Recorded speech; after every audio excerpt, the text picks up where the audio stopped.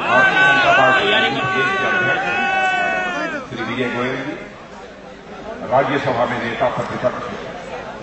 श्रीमान अरुण जेटली जी, हमारे महामंत्री संगठन श्री रामलाल जी और डॉक्टर सीपी ठाकुर जी, हमारे अखिल भारतीय राष्ट्रीय उपाध्यक्ष प्रोफेसर विजय कुमार जी मल्होत्रा, और हमारे जो चीफ मिनिस्ट्रियल कैंडिडेट ऐसे डॉक्टर हर्षवर्धन जी, यहां उपस्थित मेरे सभी नौजवान मित्र, जो उमंग और उत्साह मैं आप सबके अंदर यहां पर मैं देख रहा हूं, मैं समझता हूं कि हिंदुस्तान में लगभग 1150 स्थानों पर यही उमंग और उत्साह हिंदुस्तान की जनता के अंदर हमको देखने को मिल रहा है। रन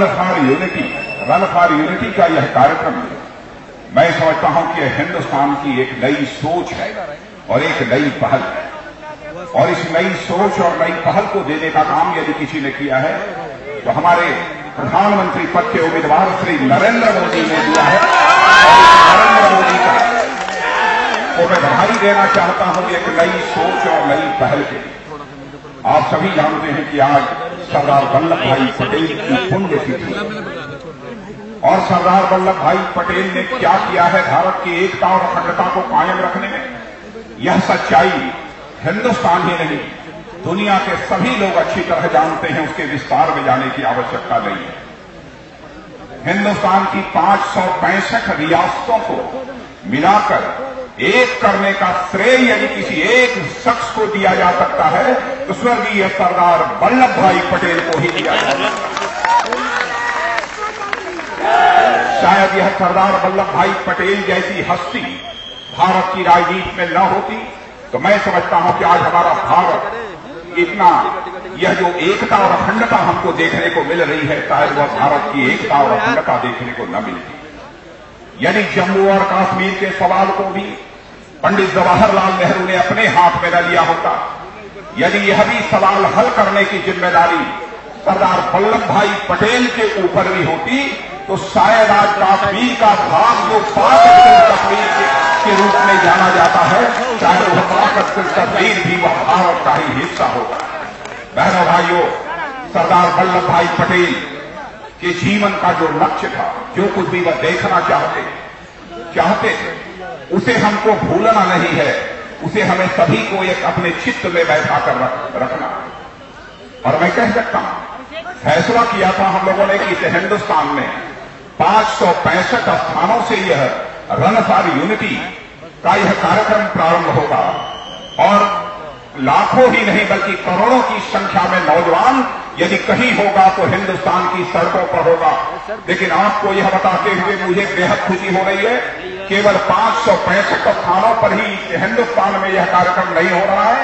बल्कि हिंदुस्तान में 1150 स्थानों से यह कार्यक्रम हो रहा है। यह इस बात का प्रमाण है, इस बात का यह प्रमाण है। जब कभी भी राष्ट्रीय चेतना का सवाल हिंदुस्तान की तरुणाई के सामने आकर खड़ा होता है तो हिंदुस्तान की तरुणाई, हिंदुस्तान की जवानी केवल खड़ी ही नहीं होती है बल्कि वह दौड़ने का भी संकल्प लेती है। यह संदेश इस कार्यक्रम के माध्यम से जाता है। आज मेरे नौजवान दोस्तों, इस रन फॉर यूनिटी के कार्यक्रम के लिए इतनी बड़ी संख्या में आप सब यहां पर एकत्रित हैं। मैं अपनी तरफ से भी और अपनी भारतीय जनता पार्टी की तरफ से भी आप सभी का हार्दिक अभिनंदन करता हूं, आप सभी का स्वागत करता हूं। और आप सबको यह भी अपील मैं करना चाहूंगा कि जब कभी भी राष्ट्रीय मान सम्मान स्वाभिमान का सवाल खड़ा हो तो बराबर इसी तरह से हिंदुस्तान की तरुणाई को जागृत होने की आवश्यकता है। मैं दावे के साथ कह सकता हूं कि दुनिया की किसी ताकत की यह हिम्मत नहीं होगी कि वह भारत की ओर आंख उठाकर देखने की जरूरत कर सके। यह ताकत, यह चेतना यदि कहीं पर है तो हमारे भारत की नौजवानों के अंदर यह चेतना हमको देखने को मिल रही। यह जो कार्यक्रम हो रहा है, यह जो कार्यक्रम हो रहा है, लोग कहते हैं हिंदुस्तान का यह रन फॉर यूनिटी का आज तक यानी नौजवानों के दौड़ने का यह कार्यक्रम